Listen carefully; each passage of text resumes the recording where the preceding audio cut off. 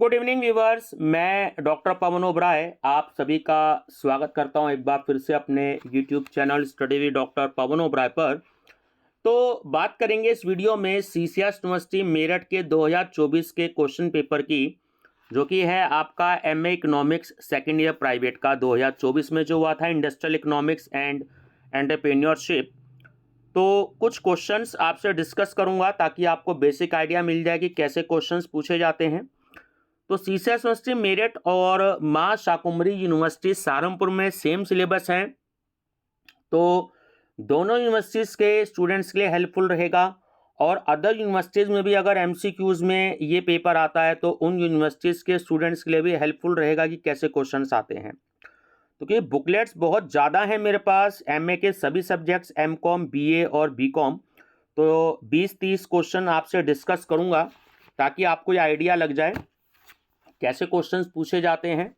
आप channel subscribe कर लीजिएगा study with doctor Pawan Oberoi, और उसके बाद economics MA second year 16 paper के नाम से प्लेलिस्ट देखिएगा, जहां पर आपको 2021, 22, 23 और 24 के क्वेश्चन पेपर्स मिलेंगे। तो आपको काफ़ी हेल्प होगी, है ना। आपको बेसिक आइडिया मिलेगा कि किस तरीके के क्वेश्चंस आते हैं एग्जाम में। ओरिजिनल बुकलेट है और आर सीरीज मैंने स्टूडेंट से अवेलेबल करी, और हिंदी इंग्लिश दोनों मीडियम में है। इंग्लिश मीडियम के स्टूडेंट्स को काफ़ी हेल्प मिलेगी क्योंकि एमए लेवल पर इंग्लिश मीडियम में ज़्यादा स्टडी मटेरियल नहीं है।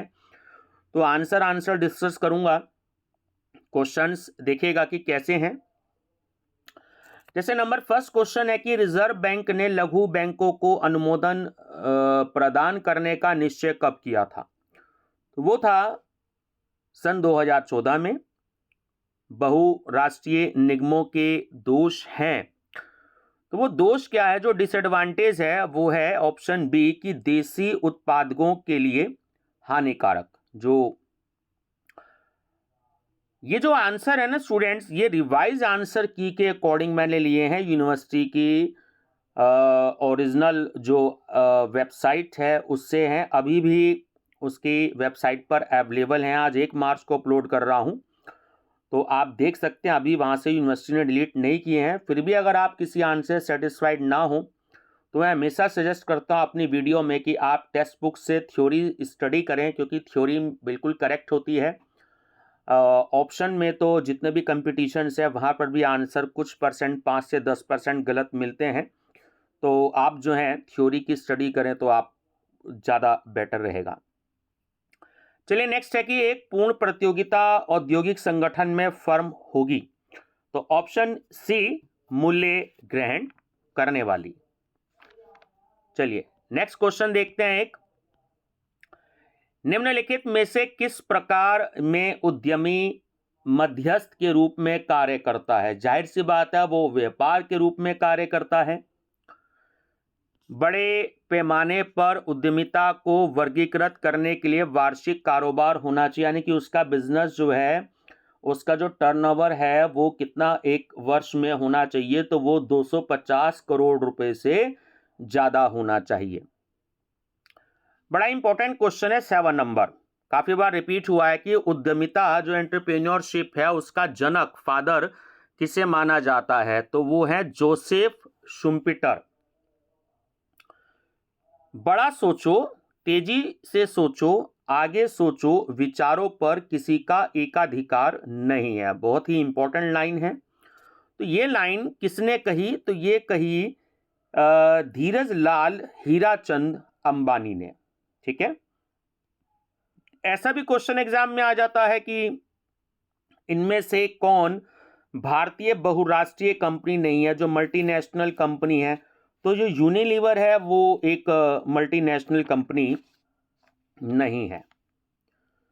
वित्त का सबसे सस्ता स्रोत कौन सा है, जो सोर्स है ना, तो वो है रिटेन्ड अर्निंग्स, बरकरार रखी गई कमाई।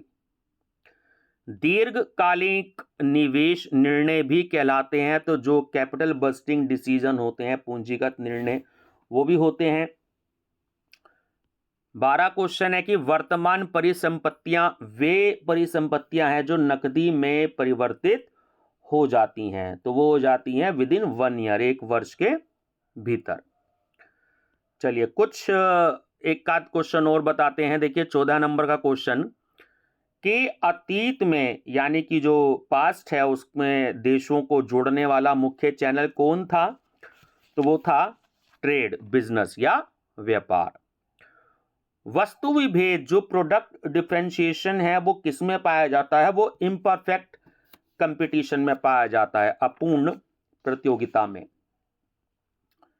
एक अच्छा कुशलता अनुपात क्या है? तो वो होता है 50%। एक सूक्ष्म उद्यमी है जो माइक्रो एंटरप्रेन्योर है, वो होता है जिसके पास 1 से 10 कर्मचारी होते हैं।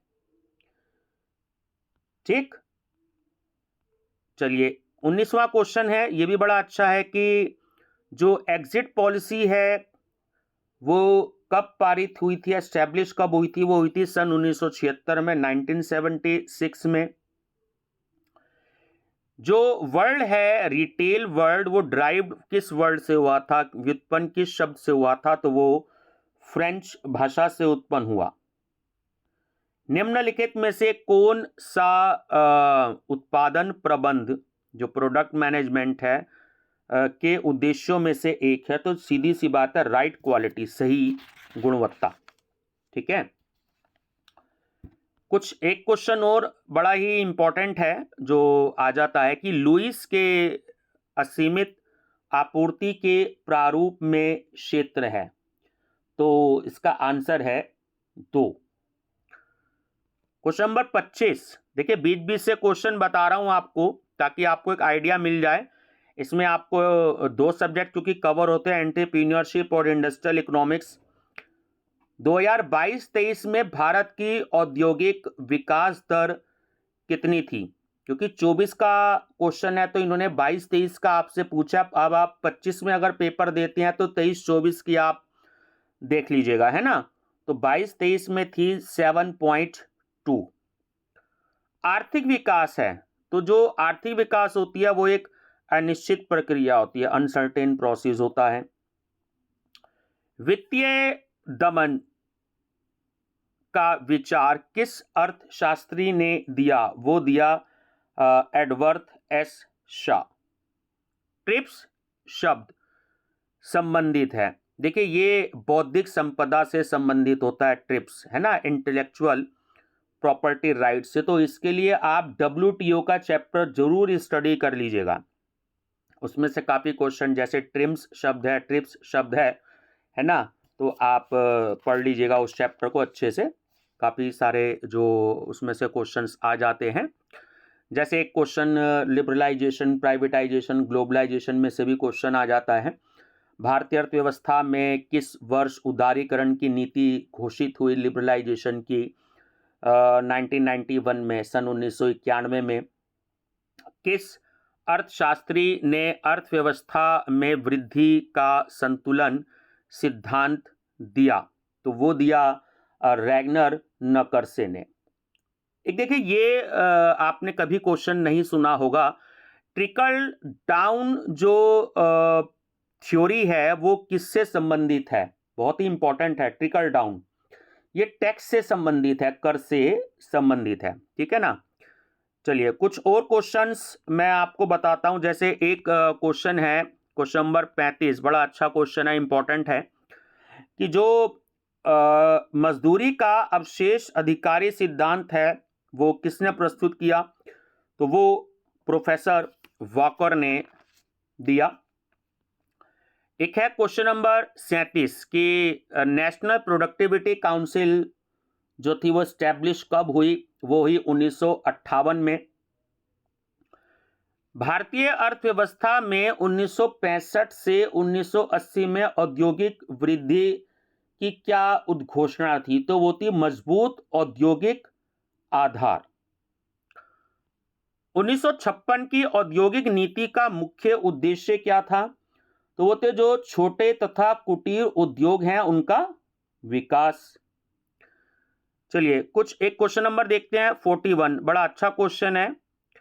किस वर्ष भारतीय अर्थव्यवस्था में इस्पात नीति में उदारीकरण दिया गया? तो वो दिया गया था सन 1991 में। क्वेश्चन नंबर 42, किस औद्योगिक नीति में अनिवार्य लाइसेंस के नियम को समाप्त किया गया? सन 1991 में। नरम आर्थिक सुधारों को प्रारंभ किया गया, वो किया गया सन 1991 में।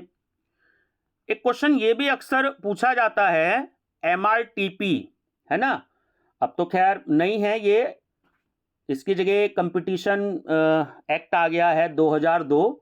तो MRTP का जो फुल नेम है वो है monopolies and restrictive trade practice act. तो ये पास कब हुआ था? ये 1969 में पास हुआ था, ये अब नहीं है, ध्यान रखिएगा, है ना। कंपटीशन एक्ट 2002 है इसकी जगह, तो 1969 में पास हुआ था। और फेमा का भी फुल नेम पूछ लिया जाता है, तो फेमा जो था फॉरेन एक्सचेंज मैनेजमेंट एक्ट पूरा नाम था। तो ये किसकी जगह आया था? ये आया था फेरा की जगह, फॉरेन एक्सचेंज रेगुलेशन एक्ट, इसकी जगह आया था। जैसे गेट पे पूछ लिया जाता है कि गेट की जगह कौन आया था, तो वो संस्था आई थी WTO, वर्ल्ड ट्रेड ऑर्गेनाइजेशन, 1995 में वो इस्टेब्लिश हुई थी। तो इसने ये इस्टेब्लिश हुआ था आपका, कब लागू हुआ था? आपका अप्रैल 1999 में, ठीक है। और विनिवेश का अर्थ सार्वजनिक निवेश को बेचना होता है, तो वो होता है प्राइवेट एंटरप्राइज, एक निजी उपक्रम। और लास्ट क्वेश्चन है इस वीडियो का, भारतीय श्रम सम्मेलन में अनुशासन सहित संबंधी प्रस्ताव कब पारित किया गया? सन 1958 में। तो आप सोच रहे होंगे स्टूडेंट्स की मैं पूरे बता देता, क्योंकि बुकलेट्स एक्चुअली बहुत सारी है, MA के काफ़ी सारे सब्जेक्ट्स हैं, BA के भी हैं और BCom के भी हैं, MCom के भी हैं, काफ़ी सारे हैं। फर्स्ट ईयर के भी पेपर्स अपलोड करने हैं, समय कम है मेरे पास। बाकी PDF पेड हैं, आप मेरा व्हाट्सएप नंबर 6396242878 जो डिस्क्रिप्शन बॉक्स पे भी है, मैसेज करिएगा। पेड PDF होती हैं, बच्चे एग्जाम्स के दिनों में लेते हैं, तो आप मैसेज कीजिएगा, जैसे ही मेरे को समय मिलेगा आपको मैं जवाब दूंगा। फ़ोन कॉल मत कीजिएगा क्योंकि समय कम मिलता है मेरे को भी, मैं भी बहुत बिजी रहता हूँ। तो आपको PDF जो है कुछ नॉर्मल सा प्राइस लेकर के आपको सेंड कर दी जाएंगे। बाकी आप सभी को मेरी तरफ से बेस्ट ऑफ लक। आप प्लेलिस्ट भी विजिट करिएगा, MA इकोनॉमिक्स सोल्ड पेपर, आपको उससे काफ़ी हेल्प मिलेगी। Thank you.